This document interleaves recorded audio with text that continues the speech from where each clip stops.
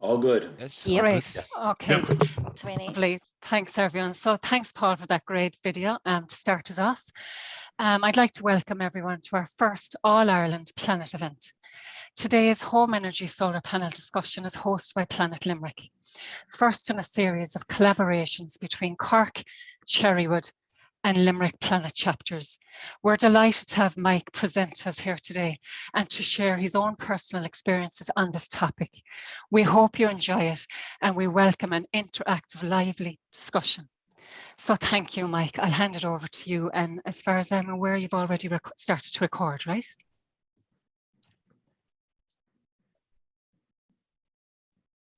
You're on mute there, Mike. Can you hear me, Mike? I'm muted, sorry, yeah. No problem, no problem. I just wanted to double check you've Always pressed a record. professional. No problem. Apologies, yeah. So before I start the presentation, I said I'd throw up my system. I saw the forecast last night and I went, excellent, we're gonna get great sunshine tomorrow for this presentation. And first thing in the morning, hailstones. I don't know if anybody saw that. That's typical Irish weather. But anyway, sure enough, at about 10:30, I was already hitting over 1 kilowatt from my panels, which means the sun has gotten up over my neighbor's trees, and it is fully hitting the back of my panel. So I'll show you a little bit about more of that later, but I just thought I would put that up first. So welcome everybody. I'm delighted. I think there was over 100 people joined already. Sorry, Apologies, Mike. we didn't do a calendar invite. That's my fault, I think. But anyway, we're going to Sorry, record Mike. this. Can you hear me okay? Sorry, just before you start, I just wanted to double confirm. Are you recording? Yes. Okay, definitely. no, that's perfect. Thank you very much. Thank you. Okay. So we have an agenda for this, and I'm going to keep it quite simple and save lots of time for questions at the end. There's been a lot of announcements in the news only as of yesterday. So I was literally changing some slides to include some information there. Normally I would say interrupt and ask questions as I go, but because the audience is so big, you might throw them into chat. Pat is here to give me a hand as well in terms of answering questions. So there's no issue there. Throw them into chat, and if they're really, really good and they make sense, Pat might interrupt me.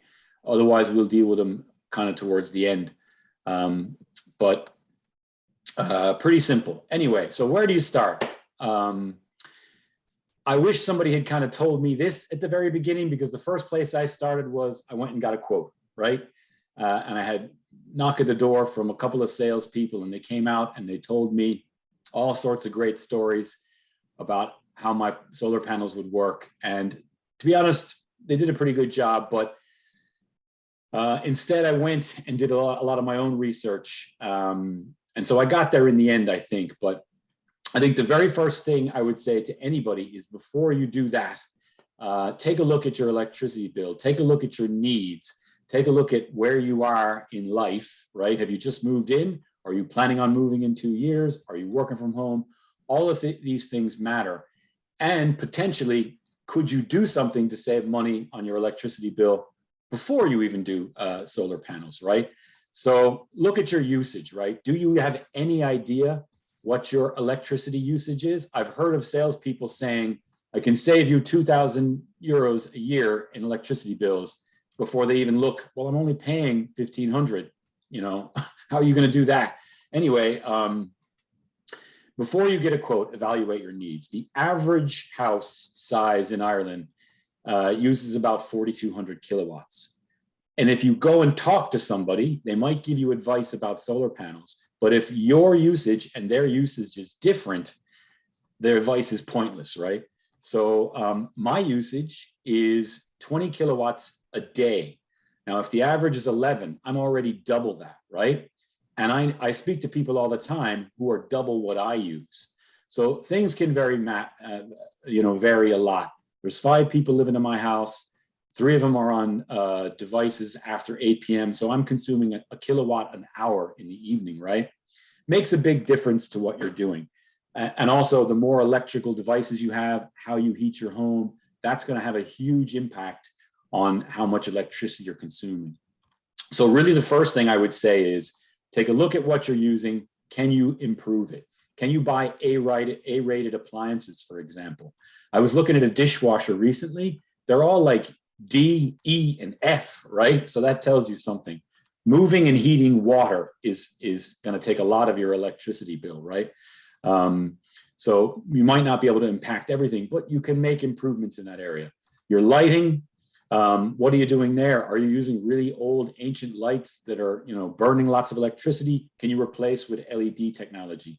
Can you put in motion or timers into the mix? Move some of those appliances into areas or times of the day that the electricity company charges you less, or even turn them off when you're not in a room or not using them. There are differences from electric companies in terms of the rates they charge. Some of us are on older systems where it's the same rate, but there is a peak demand problem all across the world. And typically when everybody wants to use that energy, they come home from work 5, 6, 7 o'clock at night. That's where you're going to get charged the most. Watch this space. There was only an article yesterday in the UK Financial about how they're about to unlock the ability to do burst charging, which means that you could sign up to a subscription where the actual demand, you're competing with your neighbors in terms of when they're using it. So we may see changes in the coming years. I think it's only going to be charging more, increasing more, and using more. So it's really a good idea to be looking at this now. And potentially you can change your habits, right? I have moved over 60% of my electricity consumption to after 11 o'clock at night. This means I'm going to save over 50%. I was talking to a friend of mine who was looking at his bill and he was triple my bill. And I was like, man, you need to start looking at some of your habits, right?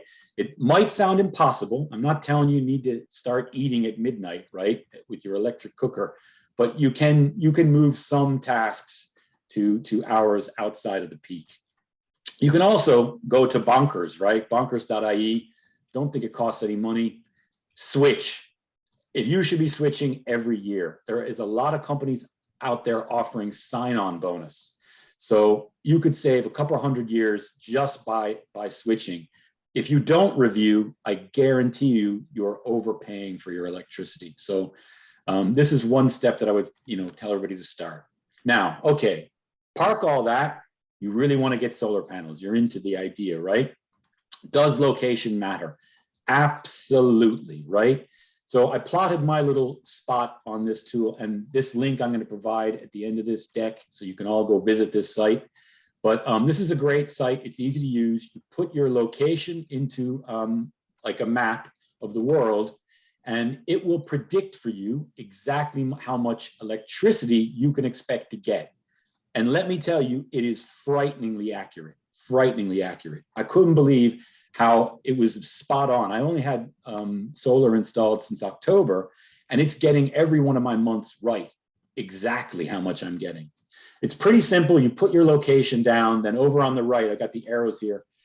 You have to say how much of a system are you building. So I built a 6.5 kilowatt solar panel system, which essentially is 19 panels that are 340 watts each. So 19 times 340 is 6.5. I'm doing building integrated, so it's on my roof. You could have these arrays in your back garden if you really wanted to. I didn't. My wife said no way. Put them in your roof. The slope by default is 35. You can adjust that if you know the pitch of your roof. I didn't bother. The direction, the azimuth, depending on whether you're north, south, east, or west facing, you should change that. The default is 0. The default is south. So the best reading out of this by default is south. Ergo, the best roof to deploy solar onto is a south-facing roof. Now, rarely do we have a roof that's perfect that way, but that's going to get the biggest benefit. It means essentially you can build a smaller system for less money that's going to generate more power because it's going to have the sun hitting it all day long with that south-facing roof. My roof is actually east-west.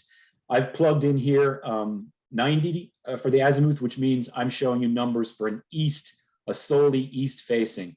If I want to do this right, I should divide the number by how many panels I have on the east side and the west side. East gives me my morning sun, middle of the day, I get both hitting it, and then west covers me in the evening. So east-west is a really good way of doing it as well. It's different to south, and in some ways you might get in the summertime a longer hit there, but north is not good. It may not make economic sense to do any panels on north. So if you're north, it's only bad news. I'm sorry. This is me plugging in the location for our friends in Austin. So I know they're probably not on the call, but look at the production of sun there. So they get kind of constant sun all the time.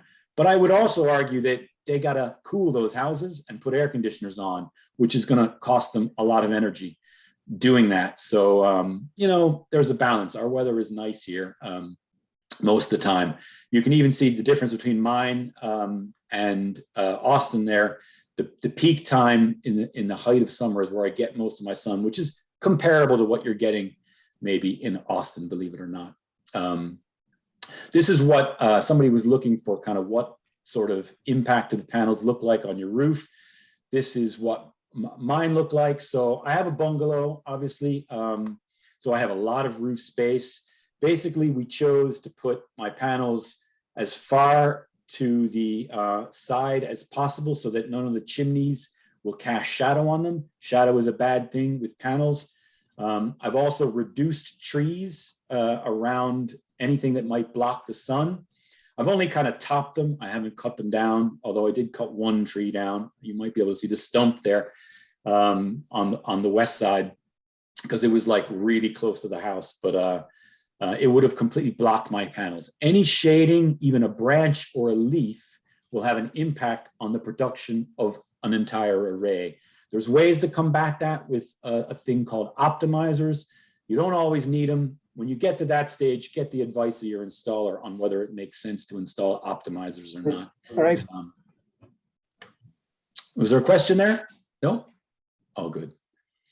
So I have 19 panels there. Based on my system, there are limits in residential, and I think the residential is a 6.5 or 6 kilowatt export. So you buy an inverter that's that big. If you're a farmer and you're building a big system, you have a different relationship with the electrical company. You can build much bigger systems, right? And they allow you to export more. But the general residential, you're going to be limited to 6. My panels go above that, and I could even add, I think I can add 5 more to my system, and I'd have 24 panels, which would give me an 8 total kilowatt system by the panels. But because I'm east-west, I'm not going to hit 8 kilowatt. You saw on my dashboard, I was only generating 1.3 or 1.4. I think yesterday I hit 3 on peak front and back being hit by the sun. So you can overproduce panels, and this is typically the advice you get when you get down the road of pricing this. Fill your roof with panels, right? Don't need planning permission. They've just recently removed that in Ireland. It used to be a thing and everybody just ignored it. Join the meeting. Nobody ever gotten in trouble for it either. So I think actually one person did, but what they had done was something ridiculous, right? But if, you know, the installer will keep you within kind of the guidelines. It's about being not too far to the edges and stuff like that. But as you can see, I got lots of room in this space. If you've got a funny shaped roof that's got lots of up and downs, you know, you might have to look at a grid that's actually in your garden if you want to do this. And you know, they're not for everybody, but you could then control potentially the pitch of the garden and adjust it as well, you know, and really maximize. So you could have quite a small system that was south facing if you had enough room in the garden to do it. Put it on a shed, you know, put it where you're raising your chickens or whatever. It could be a really good way of doing things. Okay, basics, right? Starting kind of at the top, self-use versus fit versus off-grid, okay? I'm not really going to talk about off-grid, okay? You potentially could build a system that allows you to run some devices when the power is cut, but that costs a bit more money. It's different to a standard design. And like, you're talking about a completely different kind of design there. The typical system is going to be a self-use system, which essentially means, when it's sunny, that's when you should use the energy, typically, right? So if you're not at home and you're only at home at nighttime and you're not using any electricity during the day, solar might not be for you. Now, you may have heard of a thing called the feed-in tariff. When are they going to start paying me for this? It's been announced by the government many times that they're going to make some sort of a deal. But like what the government tends to do is they announce and then they announce again and then they announce again. They haven't done anything yet. We still don't know what the feed-in tariff is going to equate to, but I wouldn't concentrate on that. Don't think you're going to make a fortune building a big grid. Again, unless you're a farmer and you have a different sort of relationship or a commercial entity, a relationship with the electric company. If you're just a house, you need to build for self-use. So, the more electric you can consume when the sun is shining, the better. Now, there's a lot of stuff around meters and stuff like that. Some people have a 24-hour old analog clock meter. Other people have a day-night meter, and other people have a smart meter. I have a section around smart meters later, so I'm going to kind of skip that now. I actually went from a 24-hour meter to a day-night meter. I think at the moment, that is where the most value is. And I'll defend that comment later. But at some point, we're all going to have to take smart meters, a bit like water meters. They're going to force them upon us at some stage. And that's not terribly a bad thing. It's just that the best value is not in the smart meter tariffs at the moment. So I'll talk a little bit about more of that later. Panels, you don't necessarily have to go to a supplier and buy it, right? You could DIY it, you could build it. You need to get an electrician to sign it off and all this kind of thing. It's a bit like what we do with our customers in the data center, right? You absolutely can buy the bits and do all this yourself. And you could, save some money, but you got to get up on that roof. And you saw, I have a picture where I show the size of the panels. They're not small, right? They're bigger than a person. And they're heavy. So do you really, can you do that safely? Are you good with electrical? Can you do all that kind of stuff? I don't know. There are people out there who can do DIY, but I think most of us will fall into the buy it bucket. So it's just about getting a good quote, right? And I hopefully give you some information around that. There is a thing called solar as a service, right? So if your needs are small, and I would say looking at 4,000 kilowatts and less than the average, you can benefit from solar without the big upfront cost of buying it, right? There's a company that will put the whole system in for your roof and you pay them a monthly fee, right? Now, if you try and customize that and build a big system based on solar as a service, like anything, you're going to start to become more expensive than just getting a quote for buying it yourself.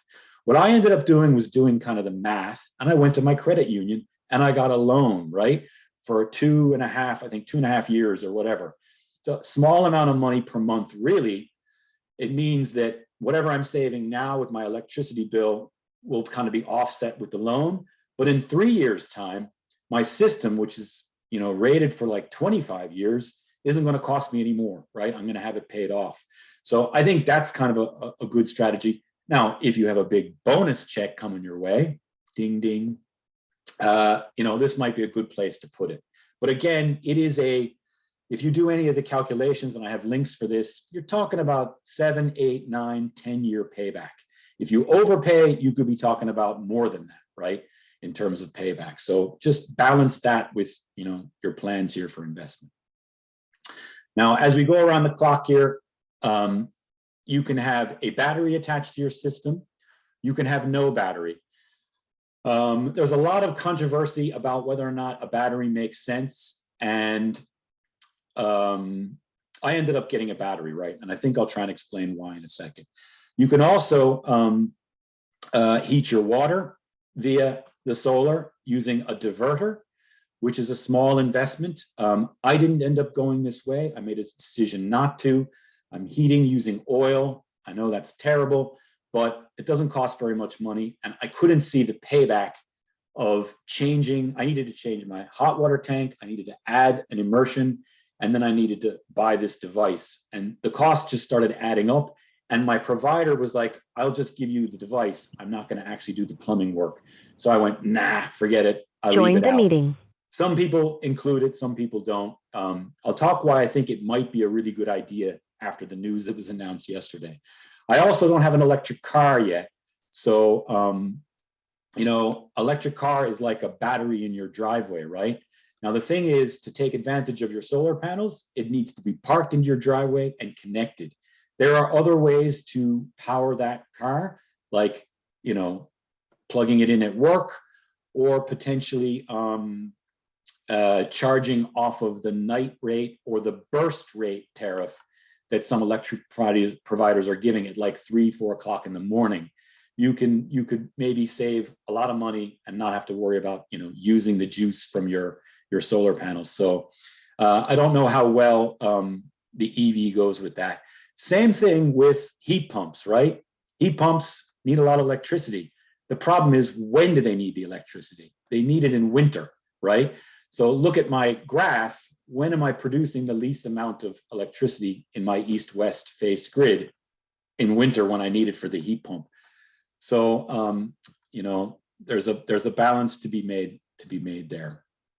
So should I add a battery? Now, at the start of the week, my answer to this was absolutely. You definitely want to add a battery. And some people would say, well, the battery, it's only going to last 10 years. The system is maybe 20 years with the panel. I don't want to buy a big expensive battery because they ain't cheap and then have to replace it in 10 years' time. So I put this picture up, right? This is a picture of something like a 5 megabit hard drive when Pan Am still existed, that airline, right? Look how big that thing was. What do you got in your pocket now, right? In terms of gigabits. So battery technology constantly evolving. I do believe that solar panels have kind of evolved to, like, they're not going to get terribly much better, but battery, I would agree, Tesla creating things like power walls. What a lot of people do or did in the last couple of years in Ireland was get a grant from the government to buy a battery, then sell it. Take that cash, go to China, buy battery cells, and build one. Now, I've looked at this, and everybody says, oh, it's easy to DIY a battery, but I'm terrified and I'm not an electrician. I don't know. If somebody on here knows how to wire them up correctly and thinks they can do it safely, you can build a 20 kilowatt battery for the cost of what you'll probably buy a 1 kilowatt battery. Now, if I'm using 20 kilowatts a day, right, it probably makes sense in my mind to have a 10 kilowatt battery. I currently have a 5, right? If you buy a battery, you want to use it. So I could charge up the battery at night on the cheap rate. And then when the sun isn't shining, I can use that battery during the day. And that's a key part of this. The bad news is yesterday, a couple of people who are in the process of doing grant applications got this message from the SEI, right? The people who do the grants. After Tuesday, the 15th of February, we're not accepting any more applications that include grants for batteries. So you got to make a decision quick if you want to put in a system and get money for a battery. I think I got 600 euros for my battery. So it made the kind of cost of it come down. Now, you absolutely can build a system without a battery, but here's the problem. The sun isn't always shining. Like this morning when the hailstones came out, right? And the sun came out and the clouds, cast over. I took a screenshot of the weather forecast when I was making this deck, and the entire week was rainy, right? Well, in actuality, it didn't rain the whole time. Sometimes the sun came out, and when it did, the panels immediately started sucking in the juice, right? So this is a typical day during that week where the sun sometimes comes up, the panels capture it, and sometimes it goes down, right? So in that scenario, when the sun isn't shining and the panels aren't adding the juice, well, my system will fill in with whatever battery energy I have stored, right? So think about this. When the sun is shining, I can consume it. So over here on the bottom right is my house. I need 1.5 kilowatts because I'm running something like the kettle in the house, right? The sun is only doing 1.18. I don't want to take anything from the grid. So the battery fills in. And as the sun changed, cloud passed over and dropped me down to 0.4 of a kilowatt. Well, then the battery did 1.2. Now the battery can do up to, like, in my system, 2.5 kilowatts. So if I turn on the kettle and the washing machine and the dishwasher all at the same time, and my son comes out and cooks an omelet for himself, it's going to be well above what the battery can do. And in that case, if I have no panels and the battery is maxed out, then I'm going to start consuming from the grid. But it's all about reducing what I consume from the grid. And the reverse of that is, I don't want my panels to give anything back to the grid. Remember what I said, build for self-install. So know how much energy you need, right? Size a system so that you can generate that to equate that. Don't build a too big system, but don't build a too small system. And then the sun goes to your house first, right? And takes care of that house load. The next step is potentially a battery. So if your house load is low and your sunshine is high, it'll feed into the battery and start filling it. So that's what you saw. If I Alt tab here, at the moment, I am currently feeding, so 1.49 from the sun. My house load is only 0.72, and my energy is going into my battery. So I'm at 67% full, right? So this is what I want. I want nothing to go back to the grid because they're not paying me for that energy. And even if they do pay me, how much are they going to pay me? Are they going to pay me 9 cents or 10 cents or 20 cents, which is what they're charging me? Unlikely. They're probably going to pay me a fraction of that. So where does that energy go? It goes back into the grid and they resell it to me or to my neighbors. So I am vigilant about not exporting to the grid. I try and consume stuff. So that's where the change of habit comes in. If my battery wasn't there to suck in that extra energy, what do? I go and run around the house looking for dirty laundry and throw it in the machine, or I put on the dishwasher, or something else. I don't waste things, like I don't turn on all the fans in the house or something like that and just spin electricity. I'm not wasteful that way, but I try and make sure I make use of it for myself so that I'm not washing when it's cloudy out or dark out. Now, the next step, and after that news yesterday about maybe the battery is going to be quite expensive, there's no grant for it. The eddy, the diverter for the hot water, that will be the next step after the battery, where the sun goes before it gets to the grid. So I would say, yeah, an eddy might start to make a lot more sense, a diverter for your hot water.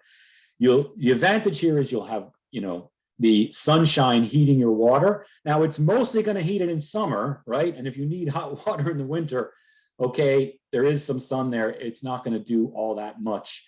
But you could have constant hot water all the time in the summer and not use any energy to do it, not burn any oil or gas to heat that water. And you can forget about electric showers. Tell your kids they can't use that anymore, right? Ours one is collecting cobwebs at the moment. All my kids have switched their habit to move into the other hot water, not the electric shower. You could also have a car there as a next stop. The problem with having a car connected is you need at least, and check me if I'm wrong here, but at least some of the manufacturers, and they may be changing this technology, need at least 1.4 kilowatts before the car starts to take in battery. So really then it's only, for me anyway, in the height of the summer, when I'm really taking in a big load of energy, is it ever going to reach the car? The next step then is back to the grid. And that's when you can think about maybe collecting some credits from the grid. We'll talk about that in a second.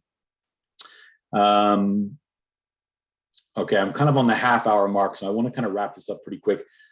With the battery, I'm also charging at night, okay? And so you can see here at the bottom, I pay 21 cents during the day and I pay 9 cents at night.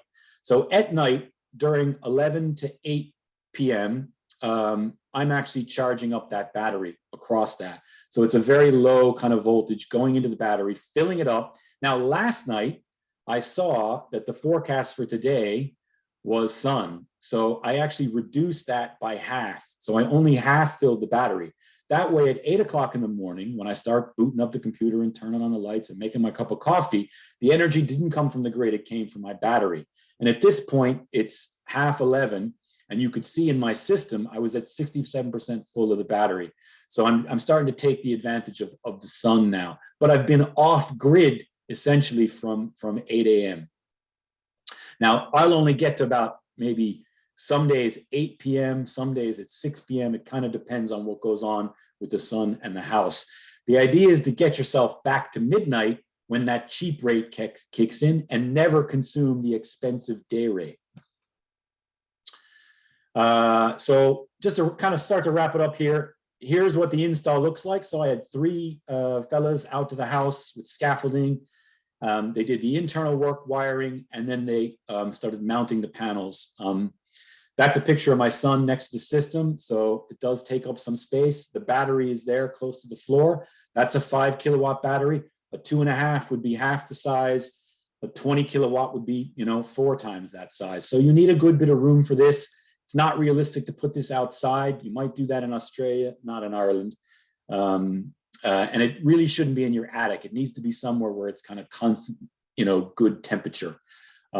Pat O'Duffy provided some pictures of his system. So any comments there, Pat? Yeah, that photograph at the top, I suppose, is the positioning of the, this is actually close to midwinter's day. It was mid-December. The house on the shade is probably a good 100 meters away from me. But I was evaluating really the patterns of light over the last year before installing it, going, where is the best place to put my panels? And I just like this photo. It was near close to sunset and really trying to get the maximum amount of light on the physical panels. The other thing, without taking over too much, Mike, the Soltaro, yeah, it was probably about 20% dearer than a lot of the other systems that are out there. But I loved it. It was in the utility room, but limited on space. The battery is actually the bottom part there. All your interconnects are very, very short lines. So there's a lot of heavy duty cabling going between your battery and your inverter. So it's a very, very neat all-in-one product. Like the cables that are going up are just going to the fuse board as such as well. And there's a lot more intelligence and controls on the inverter side as well. So that's kind of an all-in-one unit compared to a lot of the cheaper systems are separating batteries and things like that as well. It's a 5 kilowatt battery system as well. And as I've obviously keeping an eye, like if you're putting these into small locations like offices, or you are putting a physical large piece of equipment in your house as such. And I was looking in small rooms around the house. In the middle of summer, you'd be baking up, like if it's up at 39, 40 degrees, it's like an extra heater in your office as such. So be careful about where you're actually putting these. They do generate heat. Cool, man. Can I get that device off you at some point? I want to check the heat of mine. Yeah. Hey, I have it built into my phone, but yeah. I meant to say that to you. That was generating quite. I think it was back in August, so it was actually probably generating about 4 kilowatts, I think, at the time. And you really hear there's when the inverter will start generating a bit of a buzzing noise and things like that at that level as well when it's under pressure. So location is kind of key. I know, Mike, I've been keeping an eye on a lot of the questions. There's a lot of good ones coming up, so I think that's good. But I'll let you finish what you have here, I suppose, and then I think that there is a lot of open questions that we can bring up that people have been sending in that as well. Okay, I'm kind of ready to head there. This is the formula, right? Which, if you go to boards.ie, there's a great renewable energies forum there, and there is a team of people who have solar. Some of them did DIY, and some of them have bought it, like myself and Pat. All of them will. There's actually a thread. You can see it here, a quotes thread. The last time I looked at it, there was 150 new posts from the previous time I'd read it. I don't have time to keep up with it, but there are literally people who just love to evaluate quotes. So go get your 3 quotes, post up the details. Don't put the provider's name up, but put up the details, the quote, and they will look at it and they will tell you that's 1,000 too much, or that's 3,000 too much, or hey, that's spot on. Now, rarely do they say a quote is perfect. At the end of the day, these suppliers got to make money. The formula is typically 1,000 per kilowatt. So remember, I had a 6.5 kilowatt system based on 19 panels at 340, right? That means 6,500 for my panels, and then 1,000 per 2.5 kilowatt battery. Now I did a 5, so add 2,000 to that. Now the problem is that the 600 euro grant for the battery is gone, because these quotes, these numbers are after the grant, right? So I had a 10,000 euro quote for my system, and then the grant was 3,000. Okay, so I only paid like 7 for my system. And a nice thing about my supplier was they fronted that. I literally installed in October, applied in September for the grant. It only came through yesterday to my essentially to my supplier's bank account, but I got emailed about it. So that's a nice kind of not having to upfront that cost is another piece. I didn't go with the diverter. You add 500 if you include a diverter, but that doesn't include any ancillary works like electrical or plumbing and stuff like that. So that's a rough guide of a price to pay. If you're vastly double this formula, get another quote. If you're thereabouts, it's probably pretty good, but I would encourage you. There's lots of information on that boards forum that I'm talking about, and lots of good people answering questions there. Now, any good questions, Pat, that you can pull out? Yeah, I've been answering some, and some of the team have been answering others as well as they've been coming up. Torsten, I know, certainly came up with a couple. I think it'd be good for open discussion. Well, first off, I think having a look to make sure you like when back to your original point about looking at your energy and your usage, but to make sure things like windows and door seals can considerably improve your savings and things like that level. But also, here's one here. Can I answer this one real quick? This is a good one because it's time sensitive. Cool. Yes, you have to pick the provider before the 15th of February. That's the killer here, right? About that battery. So you can put in an application. You don't have to install, or the time limit is like 6 months from when you put the application in. Double check that, by the way. They're changing these rules. Yeah, they're changing these rules all the time. But you need to have a provider picked when you submit the application. You can't change it after. Go on, Pat. Yeah, alternatives to solar panels, and there's a lot out there, like for heating waters and stuff like that. The Torsten mentioned the addition of wind turbines and things like that. There are a lot of home uses for that. I've seen a lot of research on things like thermodynamic heat exchangers to like from air, but also obviously ground, and that certainly will considerably reduce. It's typically aimed toward, like the air one is typically aimed towards your hot water tank, and I know somebody who's installed one of them and they absolutely swear by it. And the nice thing about thermodynamics is that you're not reliant on sun, so it is effectively it's like a refrigerator in your house. It does require a heat pump. It does require a pump, which is taking electricity. But I think some of the figures is kind of you invest 1 kilowatt of energy and you'll get 4 out of it. It'll work because it doesn't require sun. It typically will work through the night as well. So it is a good system, but can be there are some there are some arguments either both ways on it. Heat pumps are obviously a big thing as well at the moment, that are in discussions. Again, similarly, and then obviously that's to air. There's obviously the ground as well, which can go there. What else? So there's a question there about, can you put the panels on like a shed or a garage? You absolutely can. Yeah. We wanted to get a picture on the Dublin Road. If you're driving past kind of UL and the bus stop just there, look at this house and the back garden. They've erected a bunch of scaffolding in the back garden, and they have panels up on it. Now, Pat thinks that that's a temporary thing. Yeah, I think that's I don't know. It's in the Currabieran estate, and apologies if somebody lives there and it's their house, but I thought it was insane. I did a quick Google Earth on it, Mike, and they have probably about 15 or 16 panels at the front of the house. So I've got a feeling they're doing an extension, or else they've extended their 16 panels to up to. Yeah, there's a ground-mounted install on the way to where I live. I live in Newport, and if you're driving out the Newport Road, there's a house with a ground-mounted install. Yeah, I don't know about the cost of that. Joe is saying it might be expensive, a lot of groundworks, but you know, you're also building a smaller system with less panels because you're pointing it at the exact best angle towards the sun, because you get that choice if you have the space, if you put it on the ground. Yeah, I know some people have, like, I think Chris has a 3-phase system, which is obviously a lot more complex than your standard domestic side of things. It does require a specialized inverter and things like that level.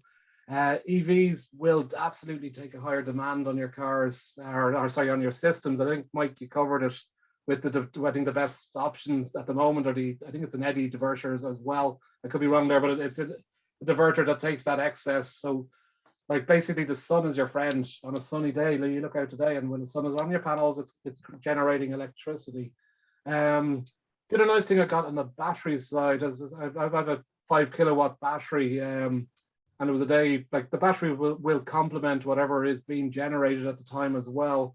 And my daughter turned on, it was roughly about 3.5 kilowatts of electricity being generated, but she turned on an 8 kilowatt shower, and I was still off grid. The 5 kilowatt battery kicked in with the 3.5 kilowatts that were being generated, and I was still pulling pretty much nothing from the grid during that shower as such.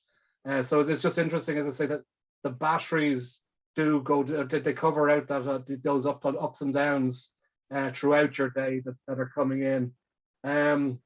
Another interesting one on the battery, I suppose, when we were all with the storm coming in there before Christmas, it was like unexpected, obviously, power grids are being, or power cuts and things to that level. I was able to force charge the battery up to 100%, basically to be able to cut in if they're in the event of a power cut. And that's another thing people are talking about. It is quite easy, like, legally, when you put in a solar system, there has to be a power shunt in the attic.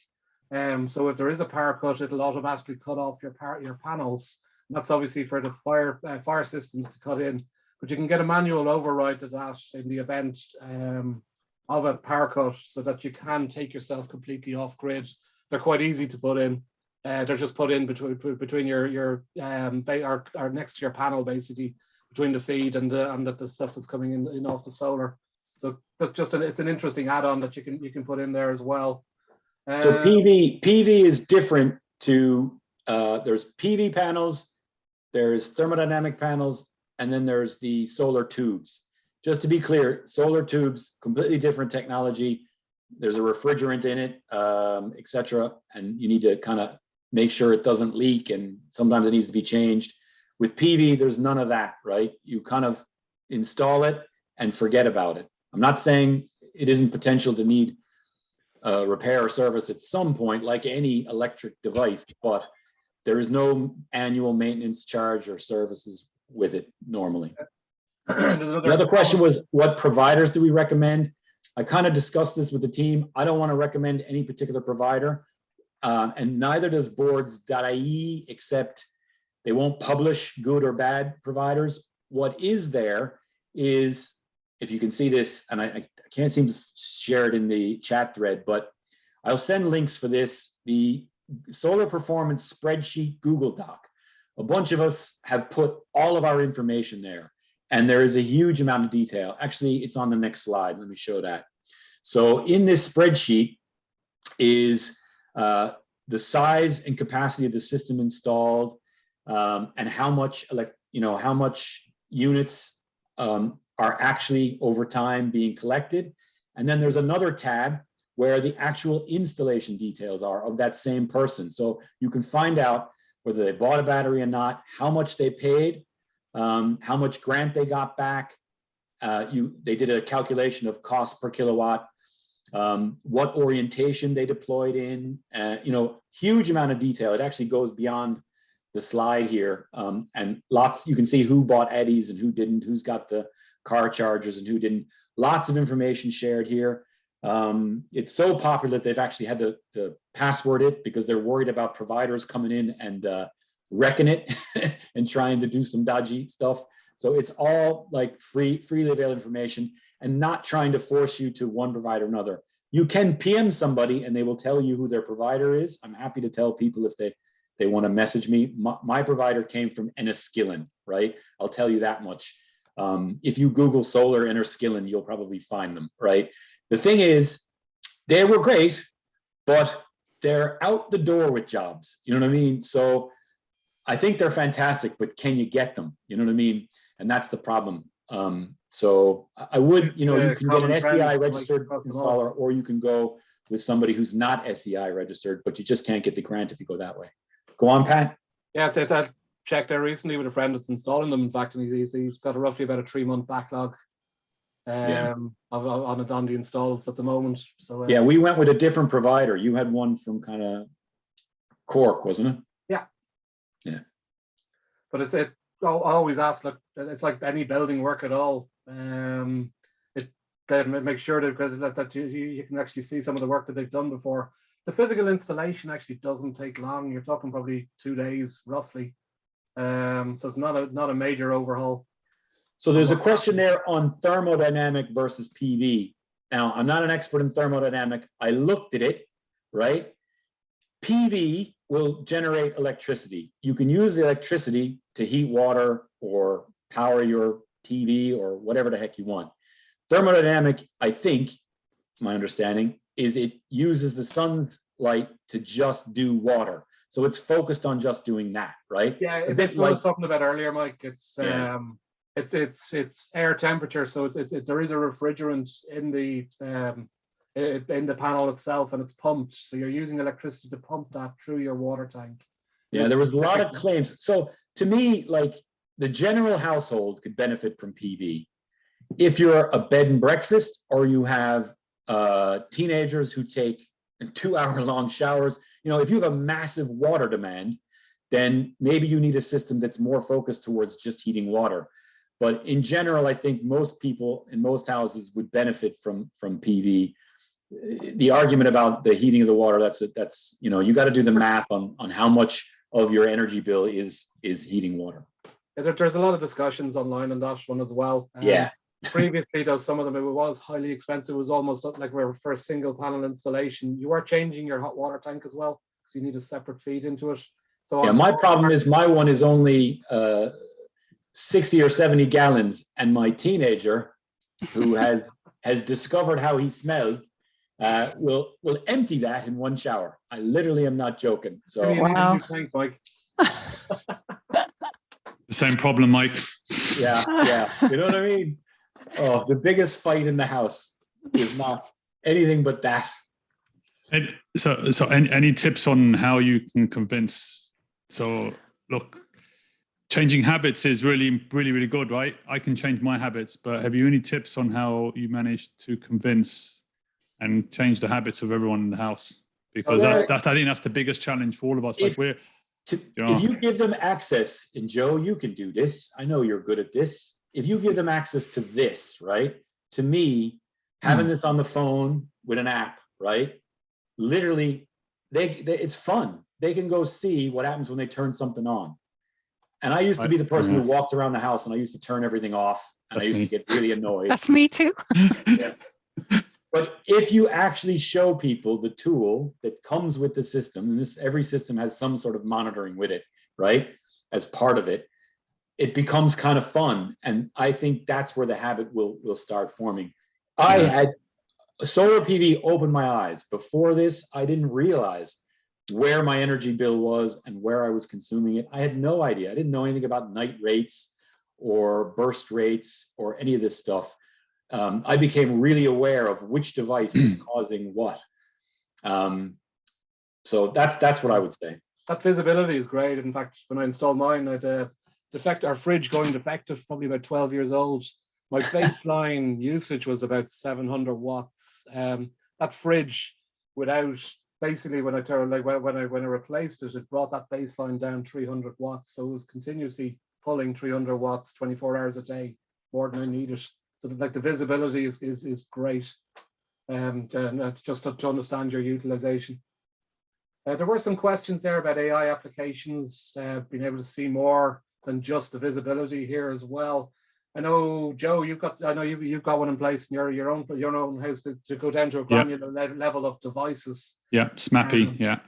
Yeah, and so there's a lot that you can bolt on. There's a huge amount of interest in there, but the long term is, yeah, can you predict, like you try and tie in weather conditions to how it operates and things like that. I think certainly we'll start seeing things getting a lot more clever as the years go on. There's a question there about shading, tree shading on the roof. I thought Pat's picture was really great, showing how he went all the way to the edge. I did the same with my garden, has lots of trees around it, and I never noticed them until I got PV in. And many of them I just neglected maintaining. I didn't top them. You know, those ones that grow 3 feet a year, Lalandia. Any sort of shading hitting even one of the panels in my array, if I haven't got something to deal with that, an optimizer, it's going to bring the rest of that array down to the weakest link, the slowest ship, right? So shading absolutely has an impact. Now, the thing about Ireland is the sun rises in the morning and it goes it gets up there and it kind of hangs over the day. Now, in the winter, it doesn't do that. It's very low. But in summertime, you know, you have a really early light. Like, I can't believe I was getting over 1 kilowatt today in the space of a couple of weeks at 10 a.m. In the space of a couple of weeks, it's really, really changed. And it's only going to improve here on out. March, April, May, Pat and myself are going to be, you know, generating a lot of energy. We're going to start to get to where we're actually generating what we're consuming. That 20 kilowatt a day. I don't know. What do you consume a day, Pat? I'm up. Yeah, it was 20. It's down to about 16. Nice. Okay. The other one, I suppose, off the grid, Pat, or total? Sorry, that would be total. That's my total consumption. That's a dream for me. At the moment, like on a sunny day, I'm probably generating about 5 kilowatts. Like January, but on a you're talking about winter numbers there. Yeah, these are winter numbers. Yeah, like on a because it gets much better in the summer. On a rate, no, last August, I was getting 20 plus kilowatts being generated, kilowatt hours being generated per day. Just on so I was paying two grand a year for electricity, at least before the spikes started coming in. So for me, I wanted a system that would reduce that by half. So 1,000 a year times 10 years is the 10,000. So I should have payback in 7 years for my 7,000 euro system, but that was with the grant included.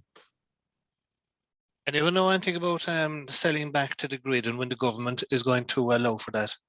Yeah, so I have this is changing every day, right?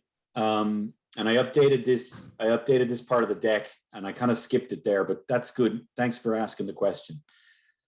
So smart meters, what the government has agreed with the providers is you got to have a smart meter, because in order to take advantage of paying back to the grid, okay? Now, the problem is, and I encourage you, don't just use bonkers. Figure out with bonkers what provider you want. Then go to the provider and download the actual tariff that they charge. They have to publish it. It's in like a PDF, right? Let me bring up an example one. And I'm not recommending this provider. I'm just bringing up an example. They'll have a document that looks like this, right? And it'll show smart tariffs and regular tariffs. So general, if you're on 24-hour tariff, if you're on a day-night meter, if you're on a smart, the smart day-night rate is different to the regular, not smart meter day-night rate. You can see here it's 12 cents at night versus 18 cents a night. So having a smart meter is not smart for you. It's smart for the provider. Remember, it's going to give them the ability to take your units in, measure it, potentially pay you back something, but it's also going to give them the ability, and this is why I think they want them, to not just charge high at 5 p.m. to 7 p.m. They want to say, you know, charge you at other days or other times of the day when everybody is demanding it for whatever reason. What happens if work from home remains and all of a sudden 8 a.m. is the peak, right? They want to start being able to burst rate and have a variable rate in terms of how they're charging money. It's not to benefit us and to save us money. Now, having said that, you're eventually going to have to take a smart meter.